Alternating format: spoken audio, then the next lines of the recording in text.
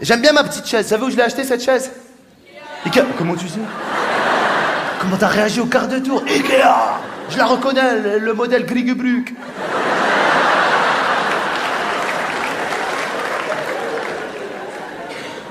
Quoi, c'est les références chez Ikea. Le genre de truc que t'assumes pas, tu sais. Moi, je suis sûr que le blond, il doit assumer ce genre de choses. C'est le mec, le blond, il doit aller là-bas dire il vous reste des bibliothèques Frugeburg? Y'a Ikea à Lyon? Ça va, oh. C'est pas une fierté nationale, j'ai pas parlé d'un poète qui est né dans la région. C'est que Ikea, hein. Moi, j'aime pas Ikea. Enfin, c'est pas que j'aime pas Ikea, c'est pratique, mais j'aime pas y aller, quoi. Même les grands magasins, j'aime pas, parce que déjà, à chaque fois que tu dis que tu vas y aller, il y a quelqu'un de ta famille qui veut venir avec toi, ça m'énerve. Et si ils viennent pas avec toi, ils te demandent de leur ramener un truc comme si t'allais dans un pays lointain, tu vois. En plus, quand t'arrives dans ces magasins, c'est le temple de la dispute des couples. Tous les couples, ils s'embrouillent là-bas. T'as que des femmes en train de dire à leur mari « Je te dis que c'est par là, les assiettes !»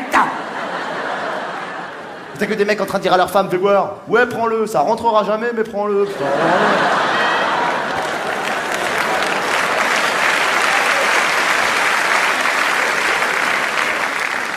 T'as vu chez Ikea, on te donne des mètres en plastique pour mesurer ce que tu vas acheter?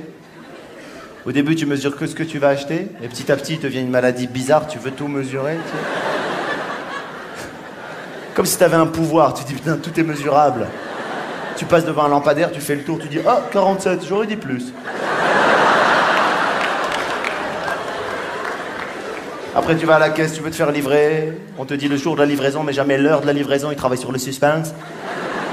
La dame me regarde, elle me dit on peut pas vous dire l'heure, je suis désolé. En revanche, on peut vous donner une fourchette.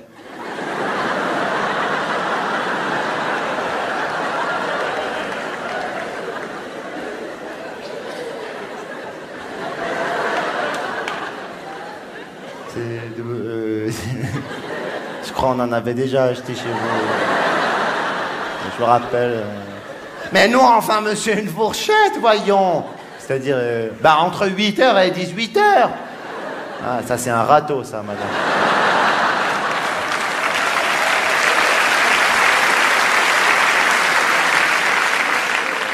En plus, quand on te livre, il faut que tu montes le meuble toi-même. Moi qui suis jamais arrivé à monter un jeu qu'il y a dans le Kinder, là, qu'est-ce que tu veux que je monte? Ah, mais ils sont durs ces jeux à monter dans le Kinder, je suis désolé. Attends, ils sont galères à monter, tu mets 2 heures, tu dis, le môme, l'œuf en chocolat, il a fondu déjà partout. T'es là, au bout de 2 heures, tu craques, tu lui fais croire qu'il y avait qu'un chapeau de Lucky Luke dedans, tiens, voilà. Ils ont mis qu'un chapeau, je sais pas, c'est bizarre, hein.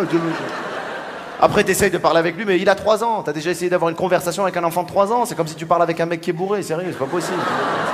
Je te jure, le mec il est là, il fait quand mamie à la piscine, il disait mais à la cantine, et toujours il un avion, mais les autres.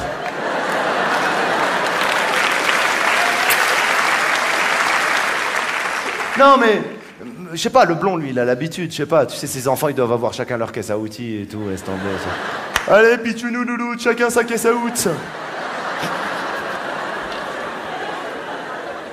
Caisse à outils. Ok, vous avez la caisse à outils.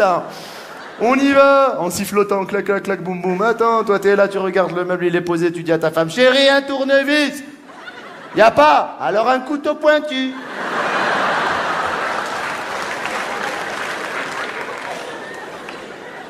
Lui, en sifflotant, il t'a monté la bibliothèque, il a mis les livres dedans, il en a lu 2.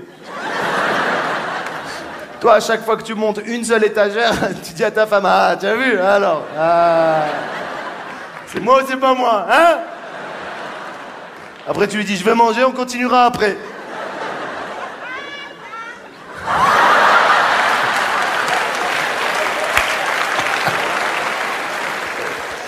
Non, mais c'est vrai, je sais pas comment il fait le blond. Lui, il monte sa bibliothèque et il passe à autre chose. Moi, quand j'ai fini de monter ma bibliothèque, elle tient debout, tout va bien. Mais il me reste toujours dans les mains une pièce. Tu la connais, cette pièce qui te reste à la fin, qui va nulle part dans le truc, dans le meuble, et que tu sais pas quoi faire avec, ça t'angoisse. Tu dis, mais si elle est là, c'est qu'il y a bien une raison. Tu revois le plan, tu retournes le truc, tu dis mais merde, elle va où? T'essaies de la mettre dans des endroits improbables de la bibliothèque, t'as envie de la poser dessus, tu te dis merde, ça doit être un autre meuble, t'as envie de les appeler, merde, attends, combien de boulons numéro 5? 1, 2, 3, 4, 5 Combien de petits papillons numéro 8? Eh mais ça c'est quoi? Eh ben cette pièce chez toi en général, elle va terminer dans le plat que tu as dans l'entrée.